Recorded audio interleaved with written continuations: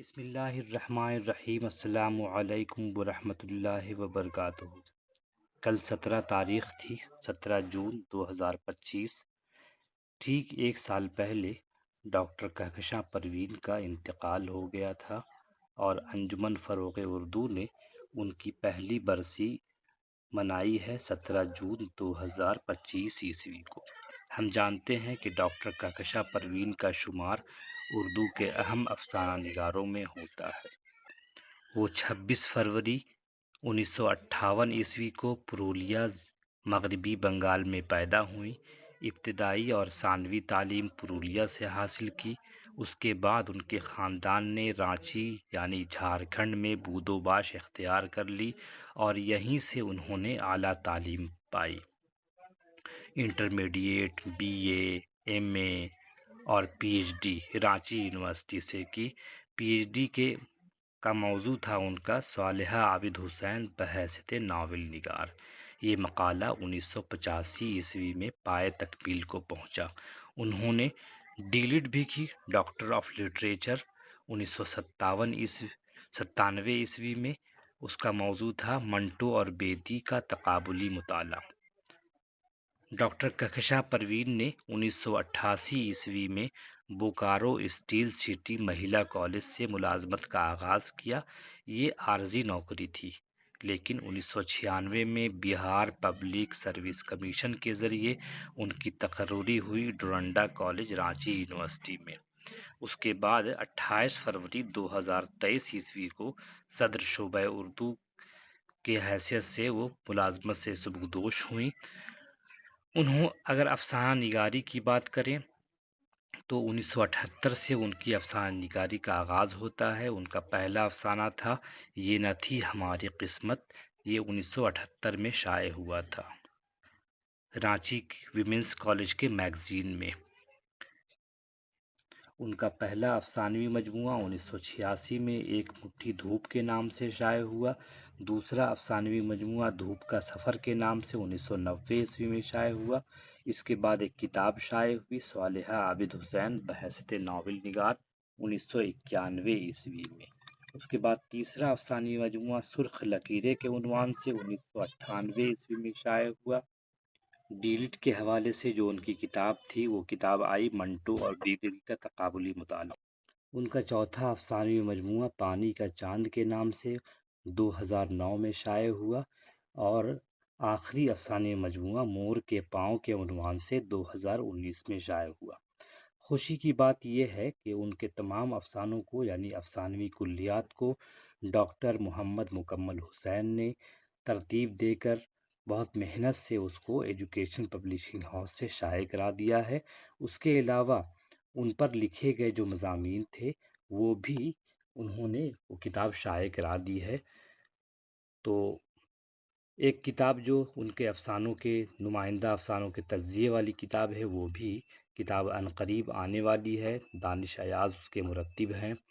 اس کے علاوہ تنقید کے میدان میں بھی ان کی کئی خدمات ہیں۔ شیشہ افکار کے نام سے 2015 میں ان کی کتاب شائع ہوئی۔ نظریہ ادب کے نام سے 2016 میں شائع ہوئی۔ منٹو اور واجدہ تبسم کے نسوانی کرداروں کا نفسیاتی مطالعہ 2022 میں شائع ہوئی۔ ابھی منٹو کے افسانے اور کردار اس عنوان سے گزشتہ سال 2024 میں یہ کتاب شائع ہوئی ہے۔ مجموعی طور پر ہم کہہ سکتے ہیں کہ ڈاکٹر کہکشاں پروین کا نام خواتین افسانہ نگاروں کے حوالے سے کافی اہمیت کا حامل ہے۔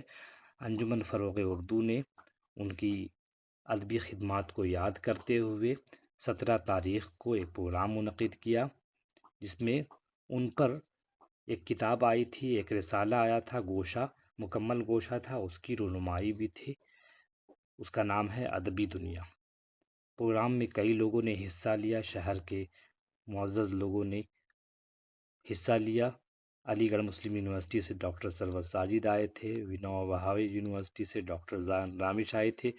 ہم ڈاکٹر زین رامش کے چند کلمات سنتے ہیں جو انہوں نے ڈاکٹر کہکشاں پروین کے حوالے سے بیان کیے ہیں۔ کہکشاں پروین کی شخصیت بحیثیت شخص یعنی شخصیت سے کے حوالے سے اور فنی معاملات معاملات کے حوالے سے کئی مرحلوں میں، کئی معاملوں میں جب وہ زندہ تھی. اب میں اس چیز کا عادی نہیں ہوں کہ یہ ذکر کروں کہ فلاں بڑی شخصیت کا مجھ سے بڑا گہرا تعلق تھا اور ان کے ہمارے تعلقات کو 4 دہائیوں پر محیط تھے وغیرہ وغیرہ، اور واقعات کے حوالے سے گفتگو شاید بہت مؤثر ہوتی بھی نہیں ہے. لیکن میں ایک بات کا ذکر ضرور کرنا چاہتا ہوں کہ جب وہ زندہ تھی تو بھی میرے لیے قابل رشک تھی، اور جب ان کی رخصت ہو گئی، انہوں نے رخصت لے لی جانے والی تھی، تو آج بھی ان کے انتقال کو، ان کی رخصت کے تقریباً کیا آج 1 سال کی مدت گزر گئی، 1 سال مکمل ہو گئے. آج بھی وہ شخصیت کم از کم میرے جیسے لوگوں کے لیے تو قابل رشک ہے، قابل فخر بھی ہے اور قابل رشک بھی ہے. میں یہ نہیں سمجھتا کہ جس طرح سے ان کی شخصیت کا یہی ایک بڑا روشن پہلو ہے کہ کوئی بھی شخصیت، بڑی سے بڑی شخصیت، چاہے وہ علمی ہو، ادبی ہو، سماجی ہو، یہاں تک کہ اگر سیاسی شخصیات بھی ہوتی ہیں تو رخصت کے بعد سارا معاملہ ان کے ساتھ رخصت ہو جاتا ہے.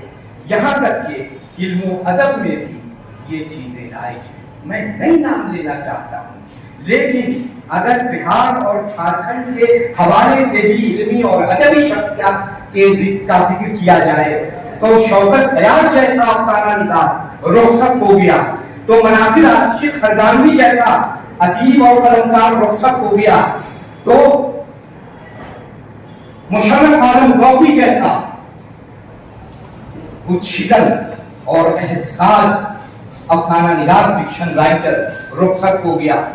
آپ ایمانداری کے ساتھ سوچئے، دل فرحات رکھ کر کے کہ 1 سال، اس 1 سال کے درمیان، 1 سال نہیں بلکہ 2 سال اور 2 سال سے زیادہ مدت کے درمیان کتنے ذکر ہوئے، ان پر کتنے سیمینار ہوئے، کتنے سمپوزیم ہوئے، کتنے خصوصی گوشے نکالے گئے، کتنی کتابیں شائع ہوئی، کتنے مضامین آئے، کتنا ان کی یاد کیا گیا.